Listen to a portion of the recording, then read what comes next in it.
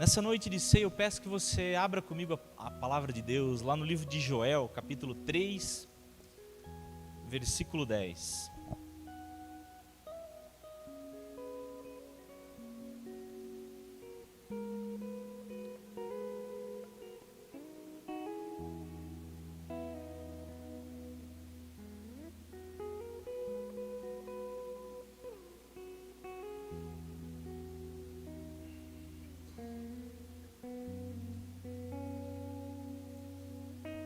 Amém. A palavra de Deus vem nos dizer assim: forjem suas enxadas, fazendo delas espadas, e das suas foices lanças. Diga ao fraco: sou um guerreiro. Amém. Agora 2 Coríntios 12, 10. 2 Coríntios 12, 10. Por isso, por Cristo, alegro-me nas fraquezas, nos insultos, nas privações, nas perseguições, nas angústias, pois quando sou fraco, então é que sou forte. Amém? Vamos orar sobre essa palavra? Senhor, nós te damos graças, Pai, pela Tua palavra sendo ministrada aos nossos corações, Pai. Nós te agradecemos, Pai, por essa reunião que Tu marcou com cada vida que aqui está. Nós pedimos o derramado do Teu poder, Pai. Nós pedimos, Senhor Jesus, nessa noite, Pai, que todo principado, toda potestade, todo demônio seja neutralizado. Que a Tua palavra, Pai, ela cumpra o Teu desígnio essa noite. Que assim como um rio, ele flui em direção ao seu propósito, que essa palavra essa noite, ela flui em direção ao propósito que Tu estabeleceu. É o que nós te pedimos em nome de Jesus. Amém. Glória a Deus. Amém? Mateus, volta no Joel 3,10 para mim. Aleluia. Queridos, hoje eu quero estar trazendo uma palavra que vai falar sobre a força do homem e a força de Deus, nesse culto de ceia. A gente lê essa palavra aqui de Joel 3,10, a gente se empolga, a gente diz, meu Deus, que palavra bonita. Mas entendendo o contexto dela, Joel no capítulo 3, ele vai falar sobre Deus, falando do dia da decisão, do dia do Senhor. E essa palavra aqui, ele está se referindo aos inimigos de Deus.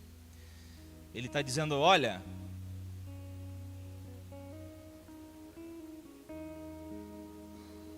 façam que... Deus, ele está aqui, querido, ele está praticamente ironizando. Ele está dizendo, olha, vocês podem dizer, eu sou forte, eu sou um guerreiro,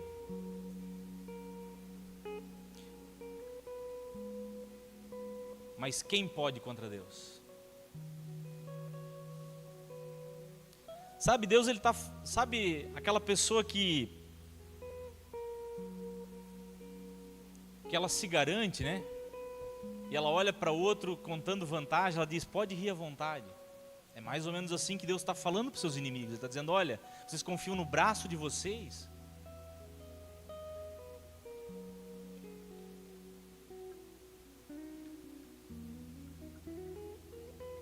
Queridos,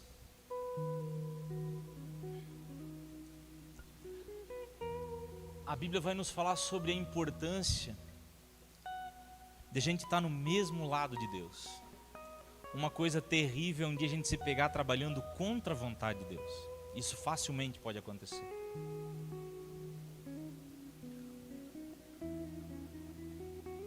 Deus aqui nesse trecho, eles reúnam-se vocês. Podem vir com tudo, ele está dizendo. Porque eu já designei. Eu me lembro muito bem, querido, para ilustrar, né? Eu me lembro uma vez que a gente estava numa partida de futebol. Eu me lembro que o juiz daquela partida ele era 2x2, assim, gigantão. Aí meu irmão deu um desentendimento e ele foi para cima do juiz, sabe? E daí o que aconteceu? Eu olhei e eu disse, meu Deus, o meu irmão ele tem 1,60 e pouco de altura. Esse juiz 2x2, tem condições. Ele pode até ser valente, mas ele não pode com esse homem. E a gente ficava meio assim, né? Se o irmão briga naquela época, a gente vai ter que ajudar e apanhamos nós dois juntos daí, né? Mas querido, muitas vezes o homem, ele tem esse pensamento diante de Deus. Ele acha, eu posso com Deus, sabe? Eu vou fazer as coisas do meu jeito, que eu acho que eu vou vencer, eu vou dar conta. E aí que a gente fracassa. O homem, querido, ele pode tentar, pelo seu esforço, vencer, mas ele só vai ser derrotado. Deus, ele vai trazer isso pra gente. Feliz é o homem que não confia na força do seu braço, mas que confia em Deus. Eu e você, sabe o que nós somos, meu irmão? Nós somos 3 coisas: cinza, pó e esquecimento. Cinza, pó e esquecimento. Mas o homem, ele busca ser forte à sua maneira. Ele diz, olha, eu dou conta, eu vou sozinho, eu faço do meu jeito, da minha maneira. E o homem, ele só vai adquirindo para si mais dor e mais dor.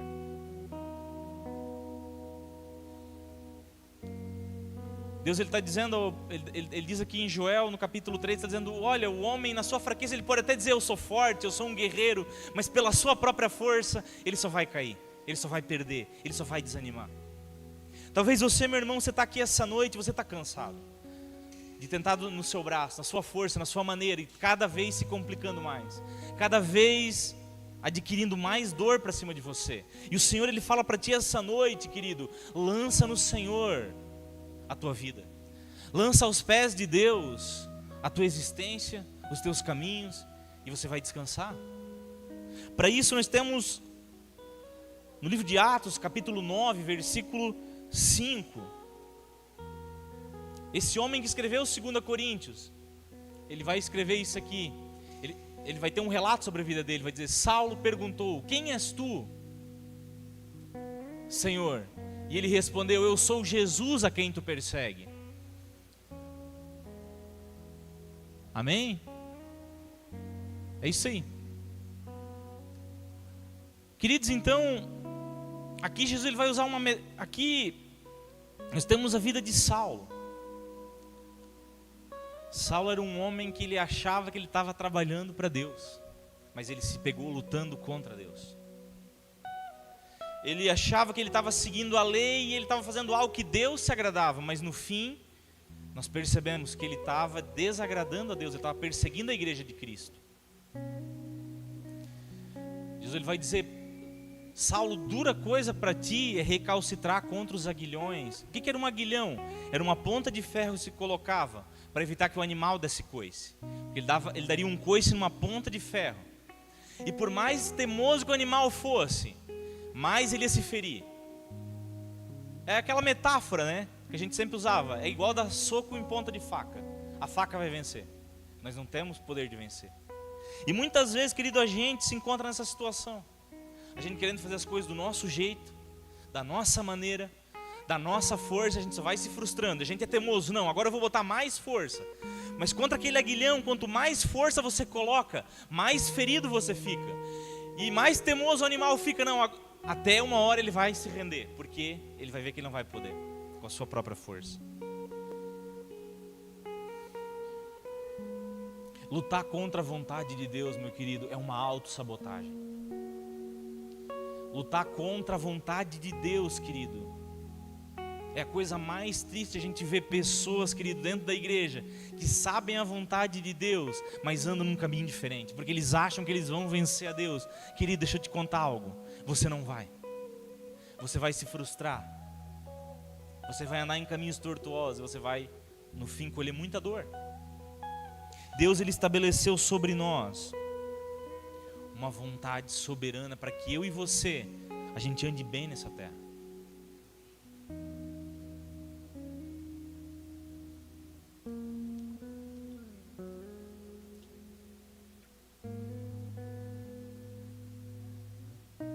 E a pergunta que eu faço para ti essa noite, para mim, para todos nós, qual é a vontade de Deus para a tua vida?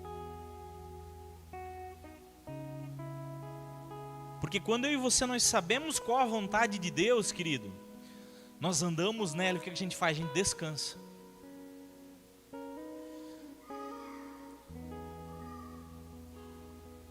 Paulo aqui, ele teve uma experiência que ao final Jesus ele se revela para Paulo.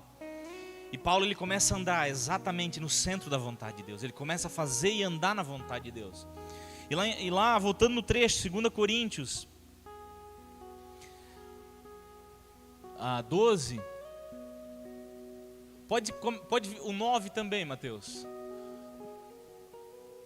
Aqui ele estava falando acerca do espinho na carne dele. Ele, porém, me disse: a minha graça é suficiente para você, pois o meu poder se aperfeiçoa na fraqueza. Portanto, eu me gloriarei ainda mais alegremente nas minhas fraquezas, para que o poder de Cristo repouse em mim. Por isso, por Cristo alegro-me, nas fraquezas, nos insultos, nas privações, nas perseguições, nas angústias, pois quando sou fraco, então é que eu sou forte. Amém, queridos? E lá em Joel capítulo 3, 10, está falando quase a mesma coisa, mas ali está falando do homem longe de Deus. Então o homem longe de Deus, ele não adianta que ele ir atrás de autoajuda, não adianta ele ir atrás de um coaching para ele se sentir bem. Ele vai, não, agora eu estou motivado, eu vou vencer. Não, querido, ele vai continuar se frustrando. Mas um homem, quando ele está na vontade de Deus, querido, ele vai ter percalços, ele vai ter lutas, ele vai muitas vezes sentir igual o Paulo estava se sentindo, muitas vezes a fraqueza chegou na vida dele. Mas aí sim ele pode dizer, quando ele está em Deus: a minha força ela vem do Senhor. Sabe o que a gente tem encontrado por aí, querido? Muitas pessoas se frustrando, se motivando na fonte errada. Deixa eu te falar uma coisa para ti: a fonte da tua força não vem de você, não vem de uma autoajuda interior, não vem de você ler um livro de autoajuda. Não, querido, a nossa força ela vem de Deus. Quando você está fraco, no momento da fraqueza, é no Senhor que nós encontramos a bênção. Paulo, que ele não buscou dentro de si, mas ele buscou no Senhor a força que ele precisava. No meio da sua fraqueza, no meio da sua dor, é Deus que deu a Paulo forças necessárias para avançar, para vencer. Querido, talvez você tenha andado nesse tempo fraco. Talvez você tenha andado sem forças. Talvez na hora de orar nem palavras não saiam mais. Mas se você deseja encontrar, querido, forças, busque no lugar correto, busque na presença de Deus, que Ele tem força, querido, para a nossa vida.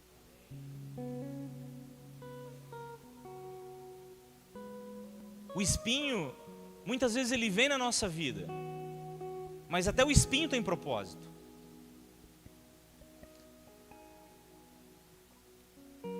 Nós não entendemos no momento que acontece a luta, a dor, mas tem um propósito para aquilo.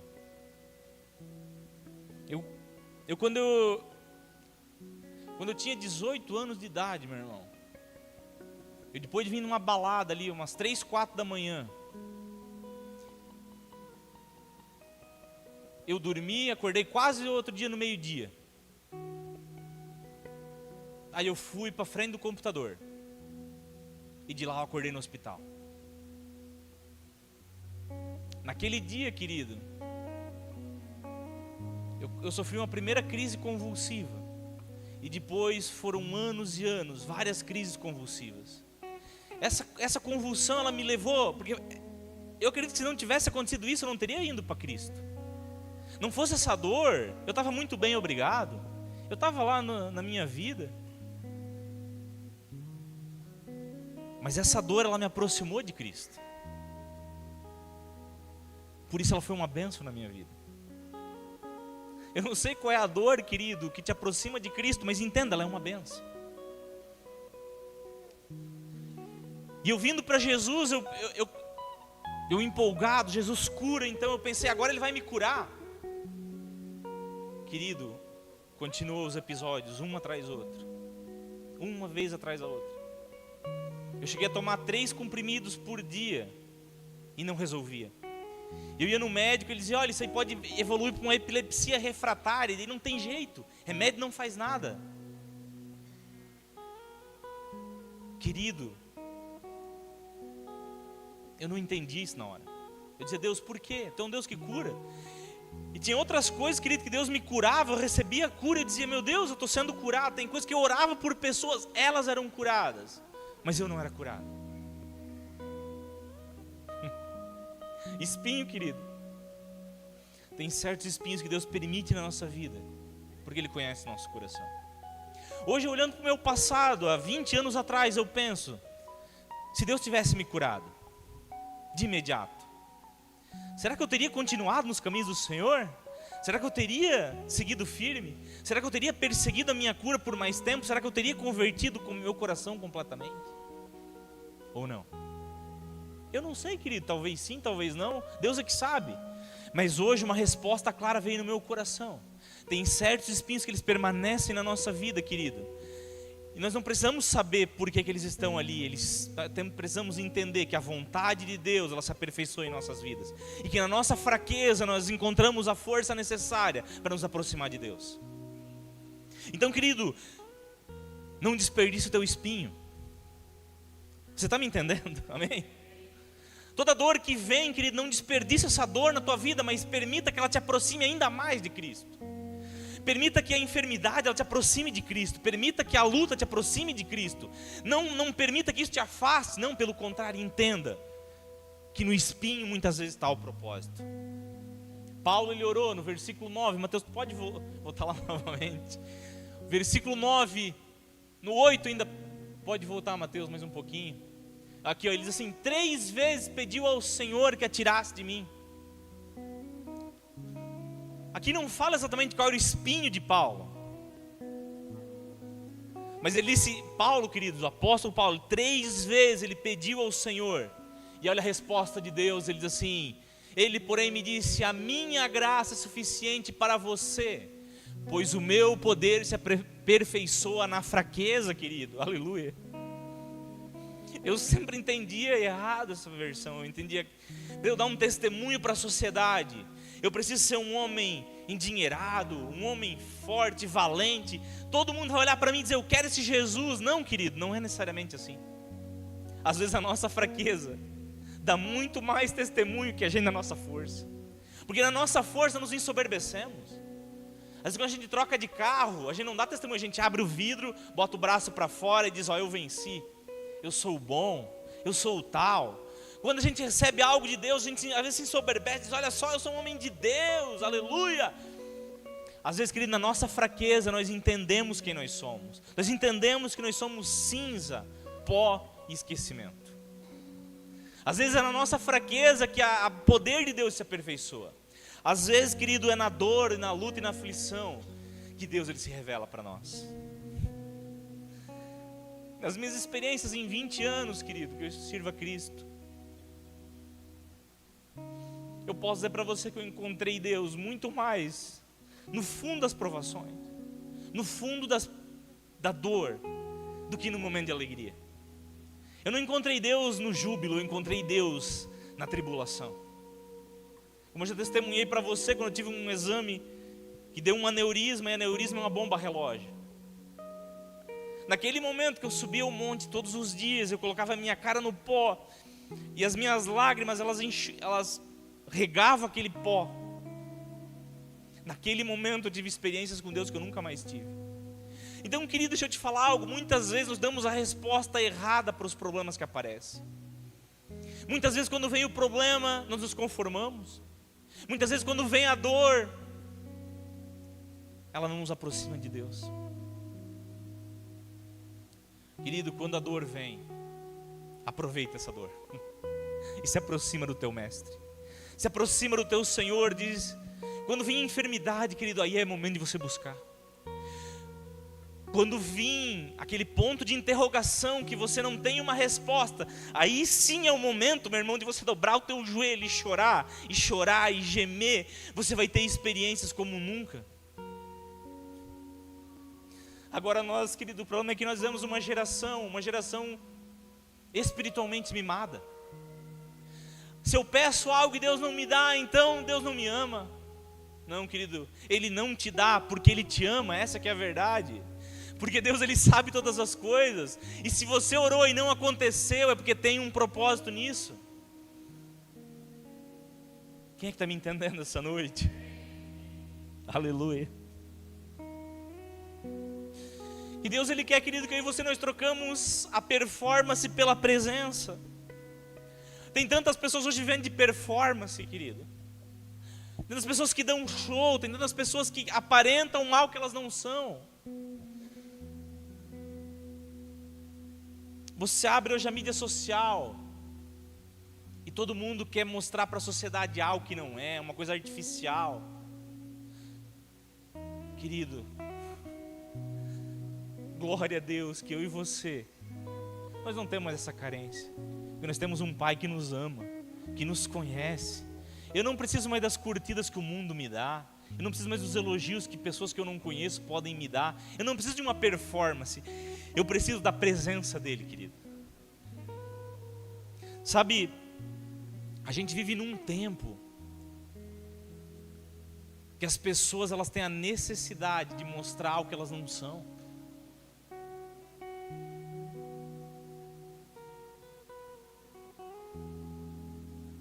Então nós precisamos ter cuidado. Quantas pessoas hoje que você olha e você diz assim, olha, eu queria ter a vida do fulano, sabe? Ah, mas você queria ter a vida dele? Mas porque você está olhando só o lado bonito. Quando você vai, querido, olhar para a vida dessa pessoa, aí você talvez não quer ter a vida dele. Aí você quer ter a tua vida. Porque, querido, deixa eu te falar algo. Deus, Ele pode fazer um feijão com arroz e sal, virar um banquete na vida dos filhos dele. Agora, pode ter um banquete farto e não ter prazer naqueles que não têm o Senhor no seu coração. Então, querido, não caia nesse conto de olhar para os que estão fora, dos que não têm uma aliança com Cristo, dizer, eu queria essa vida. Não, querido, veja só. Você é um filho amado do Pai. Você, querido, é alguém especial para Deus. Ele o tem por filho. E isso é muito poderoso.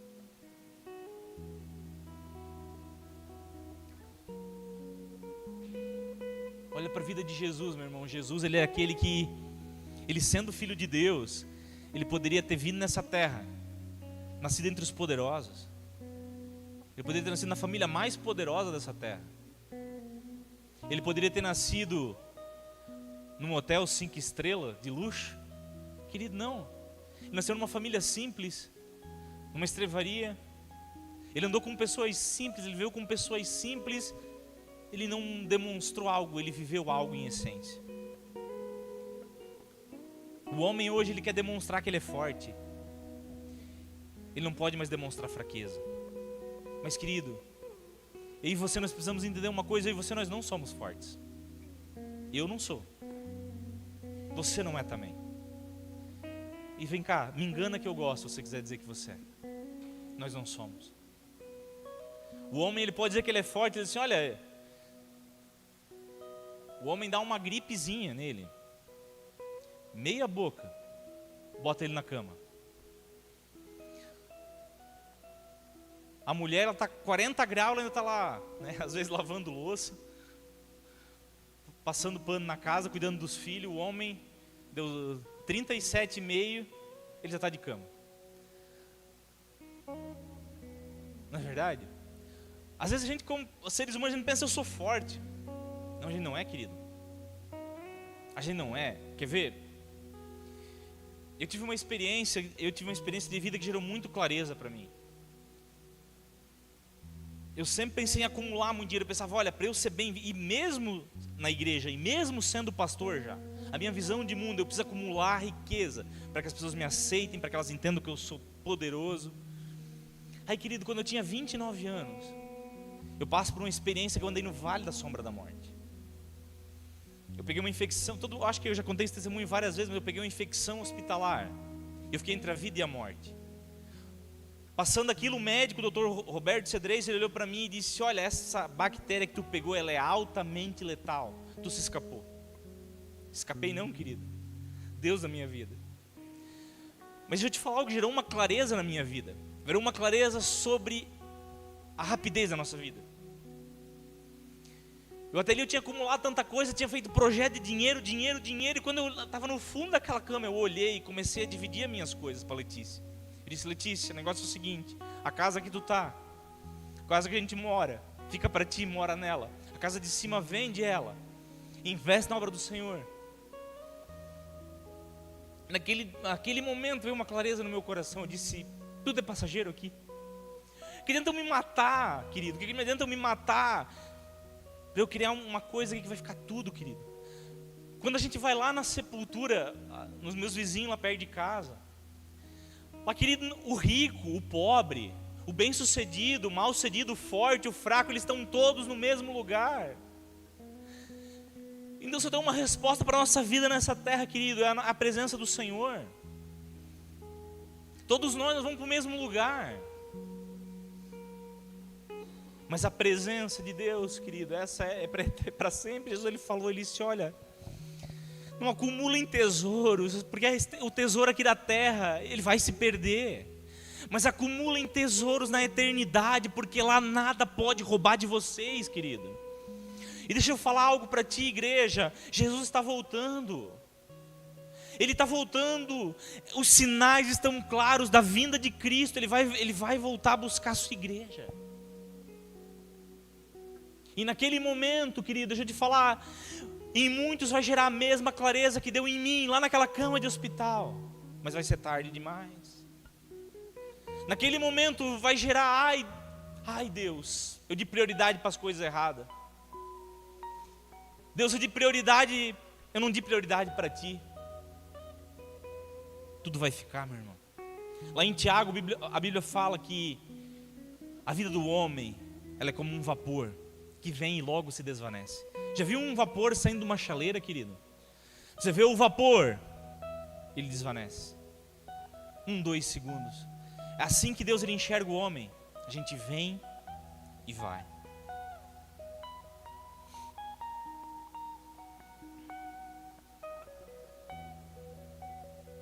Glória a Deus.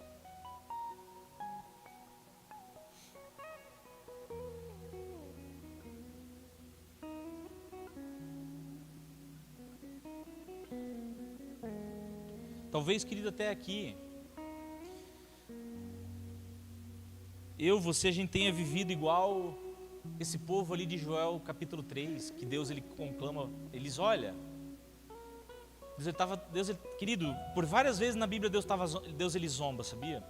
Nesse caso ele estava zombando, ele disse: olha, vão lá, vão pela força de vocês, vão, juntem um grande exército, vão até no vale da decisão, podem ir, podem dizer que vocês são fortes, podem dizer que vocês são poderosos, mas uma hora tudo vai se revelar. Então aqui, querido, talvez nós tenhamos até hoje, pelo nosso próprio braço, eu posso, eu consigo, eu sou inteligente, eu sou habilidoso, eu sou trabalhador, eu sou isso, eu sou aquilo, mas até hoje talvez o que você conseguiu foi apenas ficar exausto e cansado, querido, porque é isso que vai gerar na nossa vida: cansaço, fadiga.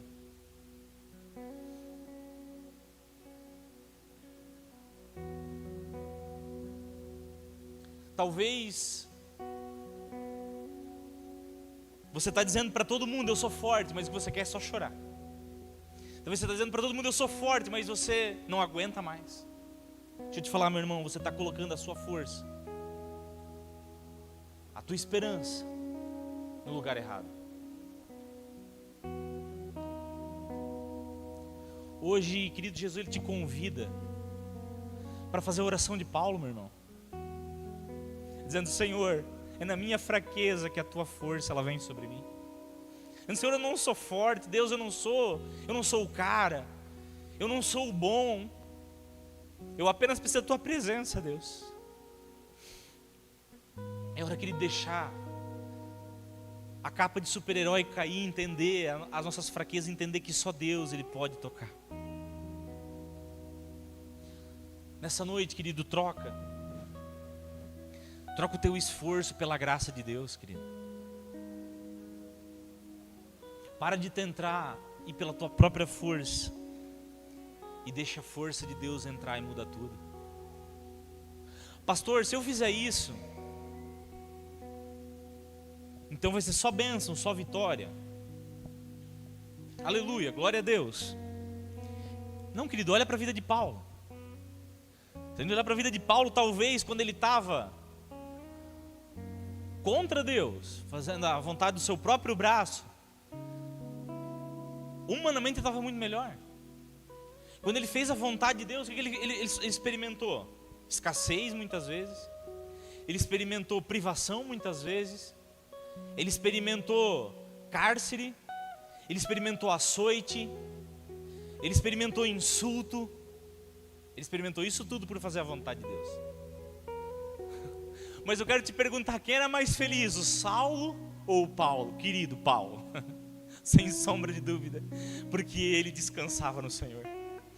Ele sabia que aquelas lutas faziam parte do processo, mas ele descansava em Deus. Ele sabia que ele estava fazendo a vontade de Deus.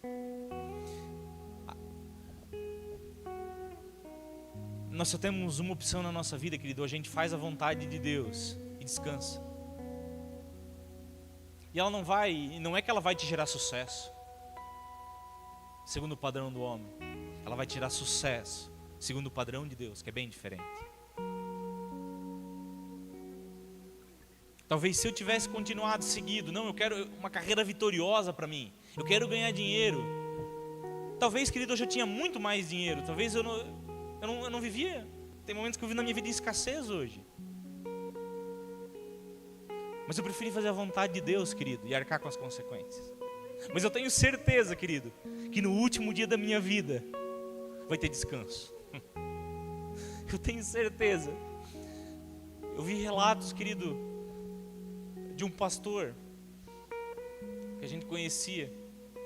Ele, no último momento da sua vida, ele na sua cama, ele chamou sua família e disse: olha, eu quero me despedir de todos vocês. Os anjos do Senhor já estão em volta aqui, eles falaram que eu vou partir em breve, então eu só vim me despedir. E ele se despediu da sua família, suspirou e partiu para a glória. Esse final é um final feliz, querido. Esse é o final que eu quero para a minha vida. Fazer a vontade de Deus nesse tempo. Eu posso fazer a minha e andar no conforto. Fazer a vontade de Deus talvez vai me levar a lugares de desconforto, mas vai trazer paz no meu coração. A força do homem, querido, e a força de Deus. A vontade do homem e a vontade de Deus. Você pode resistir, querido, a tua vida inteira. Eu já vi homens e mulheres que resistiram a sua vida inteira à vontade de Deus. Eu vi pessoas que por a vida inteira Deus os chamando para um propósito. Deus os chamando para fazer a sua vontade. Eles durante toda a sua vida eles resistiram. Eu vou do meu jeito. Igual aquele cavalo dando coice e dando coice. Aí o fim da vida, querido, é triste. É triste, meu irmão. Você olha e diz assim: meu Deus, o chamado que essa pessoa tinha. E olha como ela terminou. Deus, Ele quer construir uma história na tua vida, meu irmão. Deus, Ele tem um propósito de vida para você. Agora, deixa eu te falar algo muito importante. Não se pegue, meu irmão, e eu termino aqui. Não se pegue e está trabalhando contra Deus um dia. Pastor, como eu vou estar trabalhando contra Deus? É bem fácil, meu irmão, é bem fácil. Quando nós sabemos qual é a vontade dEle, nós agimos contra essa vontade, nós já nos pegamos trabalhando contra Deus. Deus, Ele tem algo para a tua vida, meu irmão. Deus, Ele tem algo na tua vida. Faça como Saulo. Permita que Deus, Ele venha e more em você. Permita ser todo dele. Permita que Você seja um rio no qual a presença de Deus flui através de você. Você já parou para pensar, meu irmão? Essas cadeiras aqui que estão vazias, hoje num culto de ceia. Você já parou para pensar? Você pode dizer, olha, a culpa é do pastor Maurício, talvez ele não sei o que, não sei o que.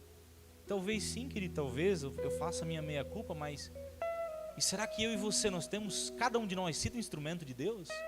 Hoje a gente está tão preocupado com nossos próprios projetos, que nós estamos esquecendo o projeto de Deus. Eu estou tão preocupado em fazer as minhas coisas que eu não tenho mais lugar para Deus no meu coração. Na minha agenda não cabe mais Deus, pastor. Na minha vida não cabe mais Deus, pastor. Querido, deixa eu te falar algo. Quem brinca com fogo acaba queimado. Não é verdade? Agora, triste é aquele que brinca com o fogo do inferno, meu irmão. Eu fico imaginando pessoas numa eternidade perdidas em chamas, se lembrando das palavras que eu falei. Mas daí vai ser tarde. Podia ter ouvido agora. Tem pessoas que há pouco tempo eu cheguei e chamei, falei todas as verdades, mas preferiu a sua verdade. Eu oro para que Deus restaure, querido, mas se não restaurar, essa pessoa ela vai estar em chamas na eternidade, ela vai se lembrar dessas palavras que eu falei, mas vai ser tarde. Não é brincadeira, meu irmão, mas as pessoas brincam com uma coisa séria, elas brincam com eternidade. Elas acham que a igreja é um clubinho, e quando não é, querido, Deus ele está nos chamando há quanto tempo? Ele continua batendo, mas muitas vezes nós estamos ocupados para ouvir a Deus. E Deus, olha só, eu tenho uma safra muito grande, Deus. Deus, eu já tenho problemas que chega, Deus. Deus isso, Deus aquilo outro. E Deus, ele sempre do lado de fora. Aí nós vamos cair naquela parábola do homem que ele saiu convidando para as bodas, e cada um tinha um compromisso e não pôde estar. Então ele disse, então agora deu, vai pelas ruas, convida os coxos, os mancos, esses vão ouvir, amém? Eu sou o coxo, querido, eu sou o cego, eu sou o manco, eu sou o cara desajustado, que ouviu a voz do noivo, querido. Mas que você não seja aquela pessoa ocupada demais para fazer a vontade de Deus. Que você não seja aquela pessoa que quando for tarde demais, aí você vai pôr a mão na sua consciência. É muito sério o que eu estou falando. A Bíblia fala lá no Salmo capítulo 2 que Deus, ele ri. Deus, ele ri. Deus, querido, ele está olhando para essa humanidade. E Deus, ele está dizendo, quem eles acham que eles são? Quem eles pensam que eles são? Para fazer o que estão fazendo, para viver do jeito que estão vivendo. Porque um dia, nesse mesmo capítulo de Joel 3, fala do grande dia do Senhor, do grande e temível dia do Senhor. E por que vai dizer grande e temível? Grande é para que ele tenha uma aliança com Deus, mas é terrível e temível para aquele que não tem. E muitas vezes nós como cristãos, querido, nós ficamos, querido, numa religiosidade. A gente pensa, olha pastor, eu estou indo de tanto em tanto tempo na igreja, por isso eu estou salvo. Querido, isso não é espelho para ninguém salvar. Nós precisamos começar, querido, a priorizar a nossa salvação. No dia da vinda de Cristo, querido, muitos vão ficar achando que estão sendo salvos. Muitos que têm agora certeza que estão iludidos. Então deixa eu te falar, o meu papel como pastor do Senhor é gerar desilusão em alguns corações. Nós precisamos, querido, aceitar o convite para as bodas do Cordeiro. Ele está convidando. Ele diz, olha, as bodas vão acontecer. Ele sai convidando, mas esse mundo, querido, ele está tão ocupado que ninguém tem tempo, que ninguém está presente, que ninguém está disponível. E aí, querida, a pergunta que fica essa noite é: você está disponível para Deus? Eu vou perguntar mais uma vez, eu vou te dar uma chance. Você está disponível para Deus?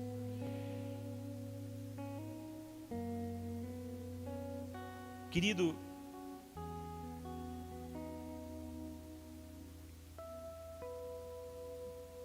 Na lápide de uma pessoa, é uma coisa chamada epitáfio, né?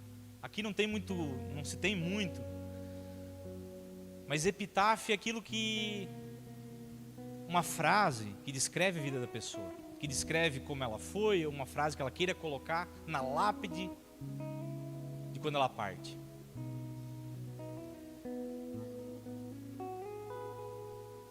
Eu quero te fazer essa pergunta: se fosse para colocar algo na tua lápide, o que você colocaria? Que frase que te descreveria?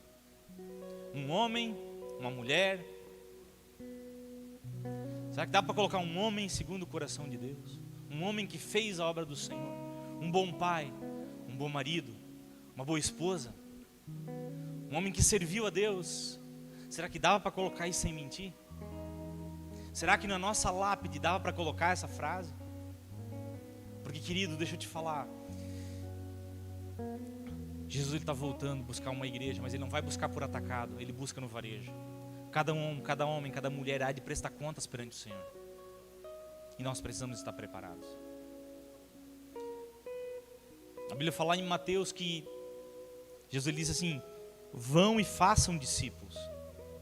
Querido, você foi chamado para ser discípulo, não para ser crente, meu irmão. Você não foi chamado para sentar em banco de cadeira de pregação. Você foi chamado para ser discipulado.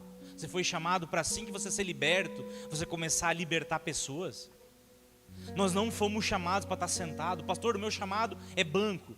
Não existe chamado de banco. Olha a Bíblia inteira. Você foi chamado para fazer algo, meu irmão. Você foi chamado para falar do amor de Cristo. Você foi chamado para se movimentar. Você foi chamado para fazer a vontade de Deus nessa terra. Porque, irmão, tem almas perecendo. E às vezes a boca que Deus quer usar é a sua. Você crê nisso, meu irmão? Hoje é culto de ser, é culto da gente alinhar, acertar as coisas com o Senhor. Não dá para viver uma vida de qualquer maneira, querido. Não dá para viver uma vida no Senhor de qualquer maneira. Nós precisamos ser discípulos, ser pessoas que estão dispostas e disponíveis. Nós precisamos estar dispostos e disponíveis para a obra do Senhor, meu irmão. E ela está acontecendo.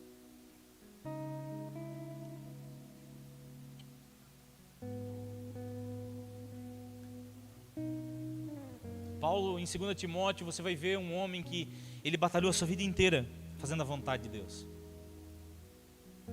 No final ele está desamparado, desiludido, com algumas pessoas em volta, mas não com Deus, querido. Deus em momento nenhum me abandonou. Ele sempre esteve comigo. Mesmo quando eu enfrentei muitas coisas sozinho, Deus esteve comigo. Querido, Deus, Ele nunca falou que Ele nos livrar das lutas, provações, perseguições, insultos, mas Ele ia nos livrar de todo mal. Nós vamos passar lutas, adversidades, provações, mas Deus estará conosco. Se nós passar pela água, Ele vai estar conosco. Se nós passarmos pelo fogo, Ele vai passar conosco. E essa é a certeza que nos dá esperança, é que Deus está conosco, meu irmão.